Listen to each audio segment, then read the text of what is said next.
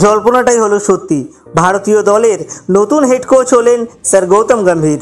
গতকাল বিসিসিআই সভাপতি জয় শাহ ঘোষণা করে দিলেন, গত আইপিএলে কলকাতা নাইট রাইডার্সের পারফরমেন্স দেখে বিসিসিআই স্যার গৌতম গম্ভীরের সঙ্গে কথা বলেছিলেন ভারতীয় দলের হেড কোচ হওয়ার জন্য, আর অবশেষে রাজি হলেন গুরু গৌতম গম্ভীর।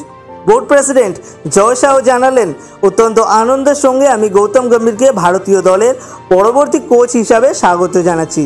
বর্তমান যুগের ক্রিকেট আগের থেকে অনেকটাই বদলে গিয়েছে এবং গৌতম গম্ভীর গোটা বিষয়টাই একেবারে সামনে থেকে দেখেছেন। প্রচুর খাটাখাটনির পর নিজের গোটা কেরিয়ার জুড়ে একাধিক ভূমিকায় সাফল্য লাভ করা গৌতমই ভারতীয় ক্রিকেটকে এগিয়ে নিয়ে যাওয়ার সঠিক কারিগর বলে আমি মনে করি।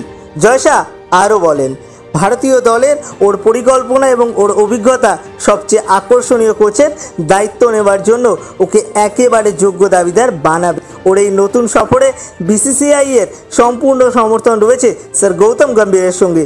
পরের বছর টি-20 বিশ্বকাপ পর্যন্তই ভারতীয় দলের দায়িত্ব দেওয়া হয়েছে স্যার গৌতম গম্ভীরকে।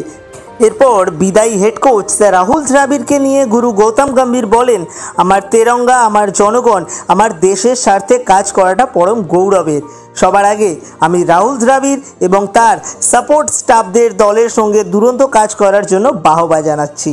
ভারতীয় দলের প্রধান কোচের পদে দায়িত্ব নিয়ে আমি গর্বিত এবং উচ্ছ্বাসিত। ভিভিএস লক্ষ্মণ এবং বাকি সাপোর্ট স্টাফদের সঙ্গে কাজ করতে যে তিনি মুখিয়ে রয়েছেন সে কথাও জানান গৌতম গম্ভীর। স্যার রাহুল দ্রাবিড়ের পাশাপাশি ফিল্ডিং কোচ টি দিলীপ এবং ব্যাটিং কোচ বিক্রম রাঠোরদেরও কোচের পদে দায়িত্ব শেষ হয়েছে। গৌতম গম্ভীরই সম্পূর্ণ নতুন সাপোর্ট স্টাফ নিয়েই কোচিং শুরু করবেন ভারতীয় দলে।